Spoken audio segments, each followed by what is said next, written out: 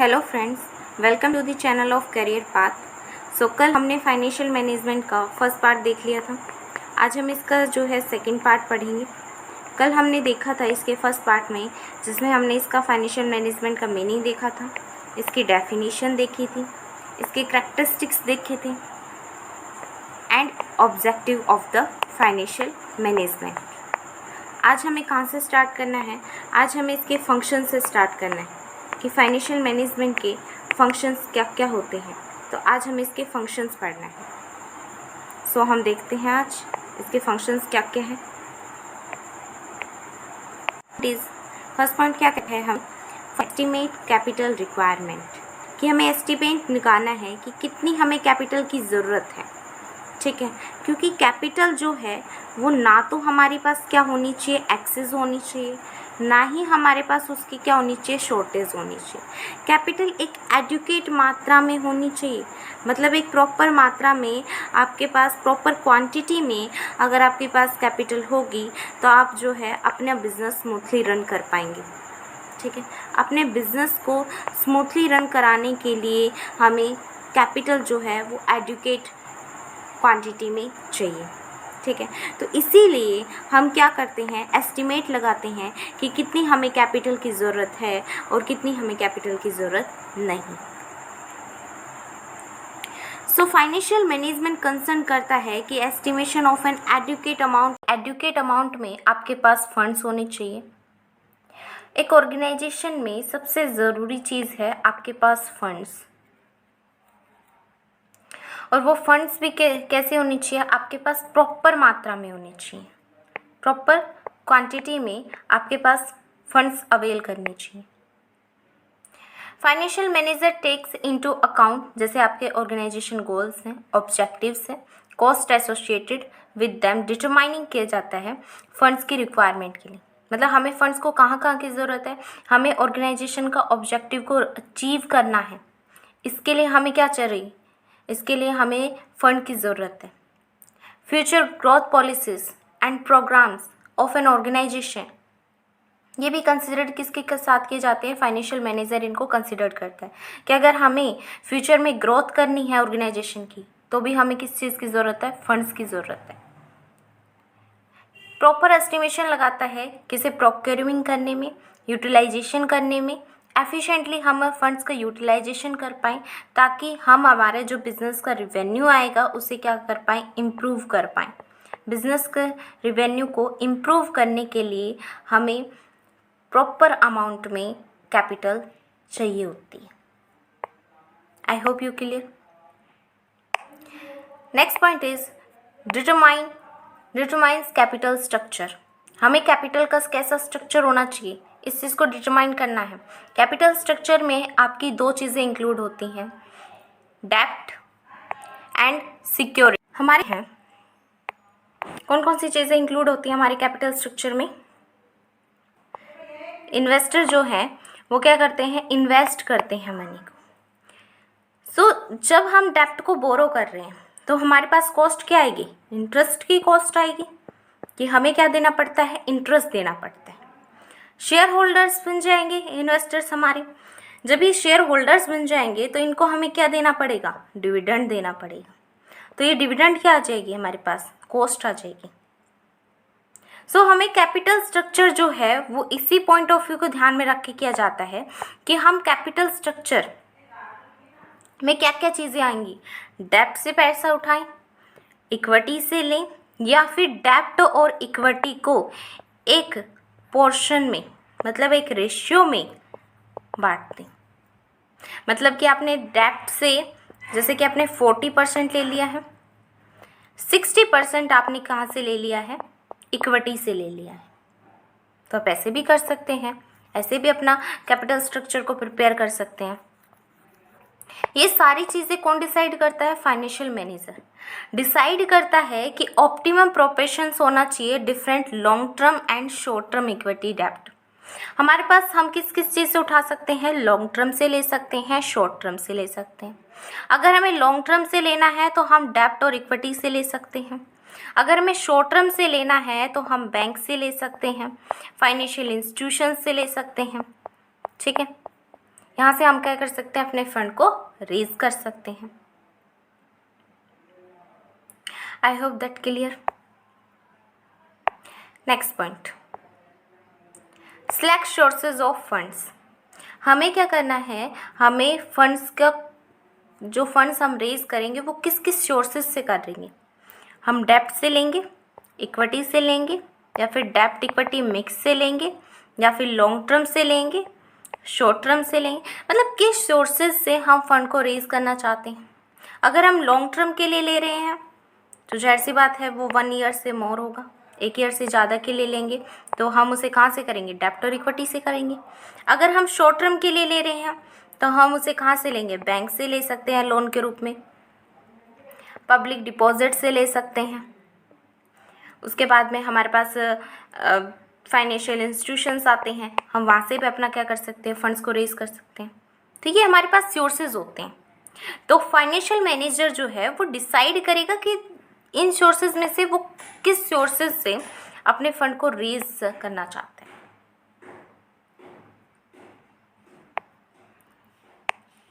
Next point, select investment pattern. हमें investment का pattern को सिलेक्ट करना है कि हमारे पास कौन सा इन्वेस्टमेंट का पैटर्न अच्छा रहेगा, जिससे कि हमारे पास जो कॉस्ट है वो तो कम से कम आएगी और जो रिटर्न मिलेगा वो ज़्यादा से ज़्यादा मिलेगा। ये बात इसमें ध्यान में रखी जाती है। तो हम सिलेक्शन करते हैं किस चीज़ का, प्रॉपर पैटर्न ऑफ इन्वेस्टमेंट, ताकि हम क्या अटेन कर सकें, गोल्स को अटेन कर सकते हैं, अपना जो प्रॉफिट है हम उसको अटेन कर सकते हैं। तो फाइनेंशियल मैनेजर जो है वो इन्वेस्ट करेगा फंड को इनटू ए प्रॉपर क्लासेस में ताकि उसको रिवेन्यू मिले। रिस्क एंड रिटर्न को एनालिसिस करेगा, ये देखेगा कि अगर मैं इस प्रोजेक्ट में इन्वेस्ट कर रहा हूँ तो इसमें रिस्क कितना है और मुझे रिटर्न कितना मिल रहा है। यदि रिस्क जो है अगर वो मेरे पास ज़्यादा है और रिटर्न मुझे कम मिल रहा है तो मैं उसमें इन्वेस्टमेंट नहीं करूँगी। अगर मेरे पास रिस्क जो है वो तो कम है और रिटर्न मुझे ज़्यादा मिल रहा है, मैं उसमें क्या करूँगी, इन्वेस्टमेंट करूँगी। क्योंकि हमें क्या चाहिए, हायर रेगुलर रिटर्न चाहिए, हमें रिटर्न मिलता रहना चाहिए, एक सेफ्टी होनी चाहिए इन्वेस्टमेंट की। इसीलिए हम क्या करते हैं, इन्वेस्टमेंट पैटर्न को सिलेक्ट करते हैं। Next point, manages cash. हमें कैश को भी मैनेज करना पड़ता है क्योंकि कैश क्या है, एक मेजर सोर्स है। किस चीज़ का मेजर सोर्स है ये, बिजनेस को स्मूथली रन कराने के लिए। अगर हमारे पास बिजनेस में कैश नहीं होगा तो हम डे टू डे अफेयर नहीं कर सकते, डेली के जो भी हमारे पास अफेयर्स होते हैं हम उनको नहीं कर सकते, हम अपने फंक्शंस को प्रॉपरली नहीं कर सकते। अगर हमारे पास कैश नहीं है तो हम रॉ मटेरियल परचेज़ नहीं कर सकते। अगर हम रॉ मटेरियल को परचेज़ नहीं करेंगे तो हम मैन्युफैक्चरिंग नहीं कर सकते। मैन्युफैक्चरिंग नहीं होने से हमारी सेल नहीं होगी, सेल नहीं होने से हमारा बिजनेस जो है वो डिक्लाइन पोजीशन में चला जाएगा। इसीलिए कैश को भी मैनेज करना पड़ता है कि एडुकेट अमाउंट में जो है कैश होना चाहिए बिजनेस की एक्टिविटीज़ करने के लिए। हम सैलरी देते हैं, वेजेस की पेमेंट करनी पड़ती है, हमें पेमेंट हमें क्रेडिटर्स को करनी पड़ती है, इलेक्ट्रिसिटी का bill, water bill payment, raw material का परचेज करना, बहुत सारी ऐसी डे टू डे एक्सपेंसेस हैं जो कि हमें करने पड़ते हैं और ये विदाउट कैश तो बिल्कुल भी नहीं हो सकता है।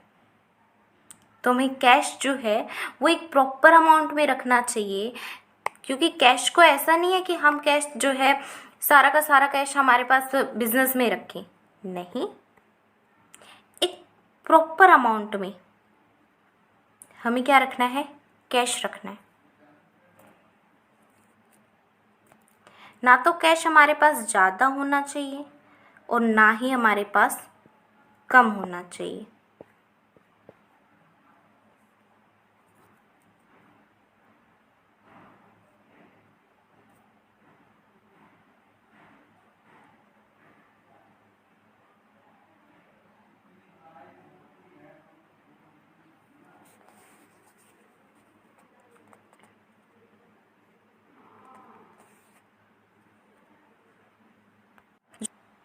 ओके, हमारे पास सरप्लस बिजनेस के अंदर आता है जब हमारे पास क्या होता है, प्रॉफिट होता है, तब हमारे पास सरप्लस जनरेट होता है, तब हम उसका इफेक्टिव यूटिलाइजेशन करना चाहिए।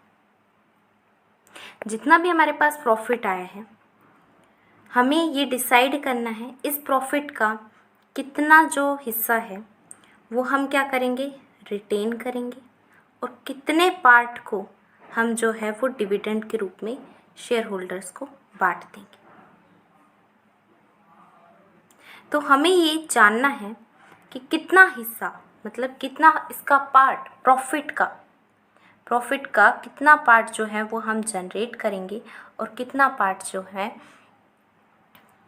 वो हम डिविडेंड के रूप में शेयर होल्डर्स को बांट देंगे।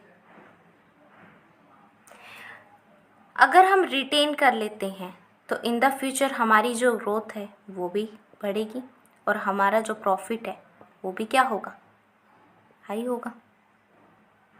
क्योंकि शेयर होल्डर क्या चाहता है, शेयर होल्डर चाहता है उसकी जो वैल्यू है, शेयर की जो वैल्यू है वो भी क्या होनी चाहिए, इंक्रीज़ होनी चाहिए। क्योंकि जब शेयर की वैल्यू इंक्रीज़ होगी तभी तो इनको डिविडेंड जो है अच्छा मिलेगा, डिविडेंड अच्छा मिलेगा। फिर यदि वे शेयर को बेचना चाहते हैं तो उनसे मिलने वाली जो वैल्यू आएगी वो भी तो उनके पास आएगी। इसीलिए हमें सरप्लस का अच्छे से यूज़ करना चाहिए, इफ़ेक्टिव यूटिलाइजेशन करना चाहिए, एफिशिएंट यूज़ करना चाहिए सरप्लस जो भी अर्न किया गया है। ग्रोथ, इससे हमारी क्या होगी, बिजनेस की ग्रोथ बढ़ेगी, हम एक्सपेंशन का प्लान बना सकते हैं, इससे शेयर होल्डर का इंटरेस्ट भी बढ़ता है। फाइनेंशियल मैनेजर के पास दो ही ऑप्शन अवेलेबल होते हैं, या तो वो सरप्लस को यूटिलाइज करके मतलब डिविडेंड डिक्लेयर कर दे, या फिर वो क्या कर ले, रिटेन कर ले, उसे वापस बिजनेस में लगा ले। ठीक है, और ये प्रॉपर बैलेंस क्रिएट होना चाहिए कि कितना जो है सरप्लस का पार्ट बिजनेस में रिटेन करना है और कितना डिविडेंड डिस्ट्रीब्यूट करना है। क्योंकि हमें क्या करना है, हमें बिजनेस की ग्रोथ करनी है और शेयर होल्डर्स का इंटरेस्ट भी प्रोटेक्ट करना है। Next point, implement financial control. हमें फाइनेंस को भी कंट्रोल करना पड़ता है। फाइनेंस को कंट्रोल करने की डिफरेंट टेक्निक्स होती है हमारे पास, जैसे कि हमारे पास बजटरी कंट्रोल है,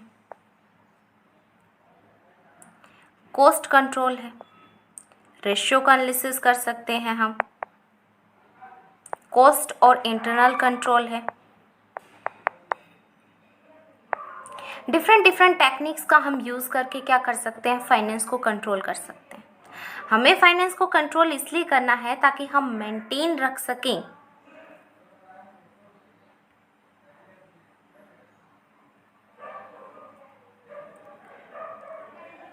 क्या कर सकें, मेंटेन रख सकें रिस्क और रिटर्न को। हमें एक बैलेंस बना के रखना है कि रिस्क कितना आएगा और उसका रिटर्न कितना आएगा, क्योंकि हमें रिस्क को क्या करना है, मिनिमाइज़ करना है।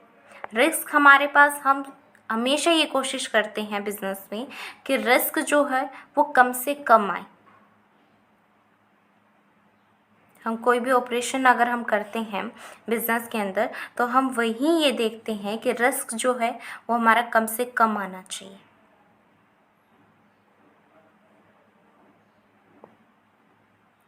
हम इसमें overall finance of the business, मतलब कि बिजनेस की ओवरऑल फाइनेंस है उसको हम क्या करते हैं, मॉनिटर करते हैं,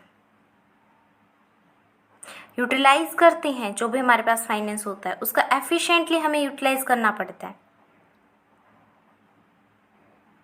ताकि हम फाइनेंस को क्या कर सकें, कंट्रोल कर सकें। एक बजट प्रिपेयर करना पड़ता है इसके लिए हमें, ताकि हम एक्सेस अमाउंट जो है वो बिजनेस में अप्लाई ना कर पाएँ। So I hope that clear.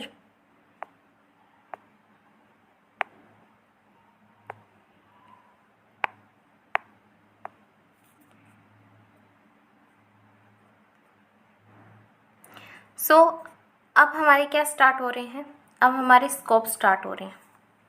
अब तक हमने क्या पढ़े हैं, फंक्शन पढ़े हैं कि फाइनेंशियल मैनेजमेंट के क्या क्या फंक्शंस हैं, उनके क्या क्या कार्य हैं। अब हम पढ़ते हैं इनके स्कोप के बारे में।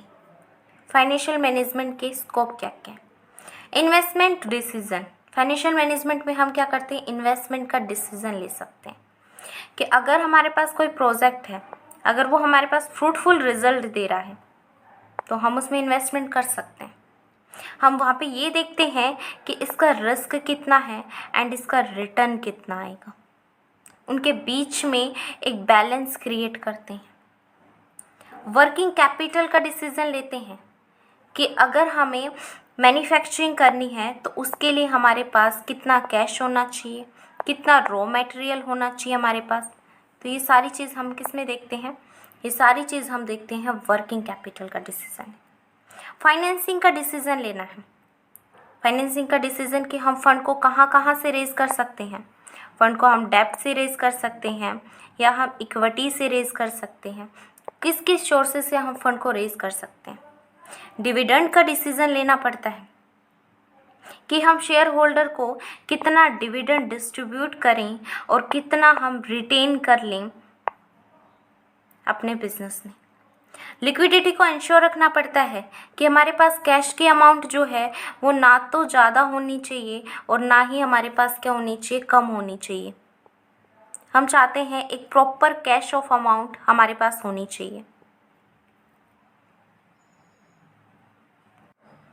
कि हमारे प्रॉफिट जो है उसका हम इफ़ेक्टिव यूटिलाइजेशन कर पाएँ बिजनेस में। सो वन बाय वन करके हम इस स्कोप को देखते हैं। ओके, सो फर्स्ट है हमारे पास इन्वेस्टमेंट डिसीजन कि हम इन्वेस्टमेंट करने का डिसीजन लेते हैं। फाइनेंशियल मैनेजमेंट में इन्वॉल्व होता है मैनेजिंग ऑल इन्वेस्टमेंट डिसीजंस कि कितना हमें एस्टिमेट करते हैं कितना बेनिफिट मिलेगा हमें इस पर्टिकुलर प्रोजेक्ट में। अगर हम एक प्रोजेक्ट में इन्वेस्टमेंट करते हैं तो हमारे पास रिस्क कितना होगा और उससे मिलने वाला रिटर्न कितना आएगा। मैनेजर रिस्पॉन्सिबल होता है कि डिसाइड करना है कि हाउ अवेलेबल फंड्स, कि कैसे वो अवेलेबल करवाएगा फंड्स को और उसे कहाँ इन्वेस्ट करेगा, एक फिक्स्ड अमाउंट में और करंट एसेट्स में, ताकि वो ऑप्टिमम रिटर्न को क्या कर सके, अर्न कर सकता है।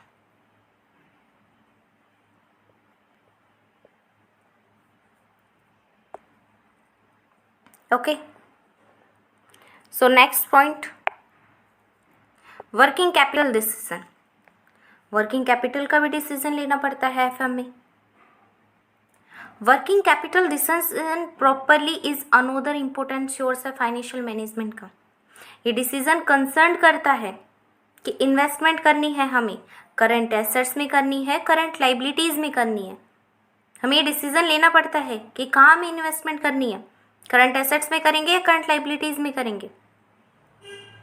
वर्किंग कैपिटल का जो डिसीजन होगा वो किसके होता है, शॉर्ट टर्म फाइनेंसिंग के लिए होता है। इसमें जिसमें आपका कैश हो जाएगा, करंट एसेट्स में आपके कैश आते हैं, इन्वेंट्रीज आती हैं, रिसीवेबल्स आएंगे, शॉर्ट टर्म सिक्योरिटीज़ भी आ जाती हैं इसमें। वहीं पे अगर हम करंट लाइबिलिटी की बात करते हैं तो वहाँ पे हमारे पास क्रेडिटर्स आते हैं, बैंक्स ओवरड्राफ्ट आ जाएंगे, बिल्स पेबल आ जाती हैं।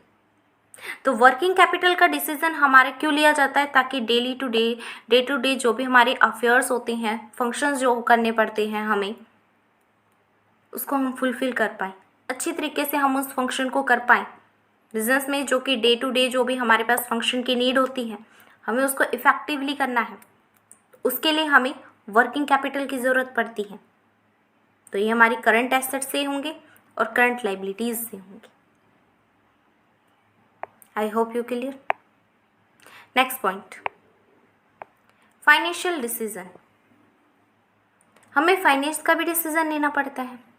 इसमें हमें डिसाइड करना पड़ता है कि हाउ द रिक्वायर्ड फंड, कि कैसे हमारे फंड की ज़रूरत है, उसे हम कहाँ से रेज़ कर सकते हैं फंड को, कौन से फंड्स की ज़रूरत है, लॉन्ग टर्म की ज़रूरत है या शॉर्ट टर्म की ज़रूरत है?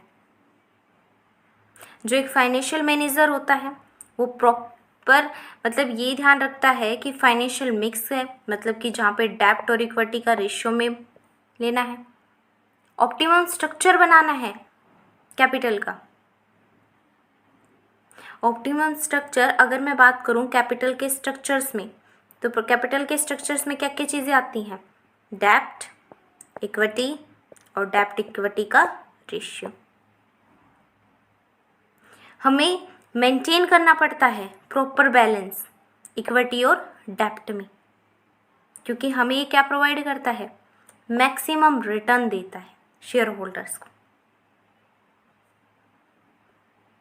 Next point, dividend decision. हमें डिविडेंड का भी डिसीजन लेना पड़ता है एफएम में। इसमें क्या करना पड़ता है? इसमें हमें ये देखना पड़ता है कितना तो हमें डिस्ट्रीब्यूट करना है और कितना रिटेन करना है कंपनी का प्रॉफिट को। इसमें डिसाइड करना पड़ता है optimum dividend pay out ratio out of available profit. जितना हमारे पास प्रॉफिट है उसमें से डिविडेंड हम कितना पे करेंगे और कितना पोर्शन जो है उसमें से हम रिटेन कर लेंगे, ये डिसाइड करना पड़ता है। जो हमने रिटेन किया है अमाउंट का, जो हमने रिटेन किया है वो हम बिजनेस में लगाएंगे, पैसा बिजनेस में लगाएंगे, बिजनेस की ग्रोथ होगी, एक्सपेंड होगा बिजनेस हमारा। Next point, ensure liquidity. Liquidity को भी एंश्योर करता है, मतलब हमें फाइनेंशियल मैनेजर एंश्योर करता है एक रेगुलर सप्लाई होनी चाहिए फंड का ऑर्गेनाइजेशन में। अगर रेगुलर सप्लाई होगी इट मीन्स आपके पास कैश होना चाहिए। अगर आपको रॉ मटेरियल परचेज करना है तो उसके लिए आपके पास कैश होना चाहिए। हमें मॉनिटर करना पड़ता है कितना हमारे पास कैश आया है और कितना कैश गया है। हम इसमें किस चीज़ को अवॉइड करते हैं? कोई भी अंडरफ्लो, ओवरफ्लो। अंडरफ्लो ओवरफ्लो मतलब कि कैश जो है वो ना तो ज़्यादा होना चाहिए, ना तो एक्सेस में होना चाहिए और ना ही शॉर्टेज होनी चाहिए। एक लेवल बना के रखना चाहिए लिक्विडिटी का, एक लेवल क्रिएट करना है ताकि हम उसको ऑप्टिमम यूटिलाइजेशन कर सकें। Next point, profit management. Profit को भी मैनेज किया जाता है। प्रॉफिट को हम मैनेज कैसे करेंगे? क्योंकि फाइनेंशियल मैनेजमेंट का एम ही ये है कि हमारी कंपनी का प्रॉफिट को इंक्रीज करें। इसमें जो कॉस्ट से रिलेटेड जो भी एक्टिविटीज़ हैं उसमें हम ये चाहते हैं उसकी कॉस्ट जो है वो कम से कम आए और जो हमें रिटर्न मिले वो हमें ज़्यादा से ज़्यादा मिले। एक प्रॉपर मॉनिटर की जाती है प्राइस की पॉलिसी को। ये इंश्योर करता है कॉस्ट ऑफ कैपिटल कितनी है और हमारे पास कौन कौन सी चीप सोर्सेज हैं। आप जानते हो कि डेब्ट जो है वो हमारे पास चीप सोर्सेज है। डेब्ट से अगर हम पैसा उठाएंगे तो सिर्फ हमें एक फिक्स्ड अमाउंट इंटरेस्ट पे करना पड़ेगा। अगर आज हम 10% इंटरेस्ट पे कर रहे हैं तो अगले साल भी हमें 10% ही इंटरेस्ट पे करना पड़ेगा। लेकिन अगर हम इक्विटी से उठाते हैं तो इक्विटी को अगर हम आज 10% डिविडेंड दे रहे हैं तो शेयर होल्डर्स एक्सपेक्ट करते हैं इन द फ्यूचर उन्हें 15% का तो डिविडेंड मिलना चाहिए। इसलिए डेब्ट को चीप सोर्सेज कहा गया, क्योंकि इसमें एक फिक्स्ड अमाउंट है इंटरेस्ट। चाहे कंपनी कितना भी प्रॉफिट अर्न कर रही हो, लेकिन इन्हें सिर्फ अपने 10% से मतलब है।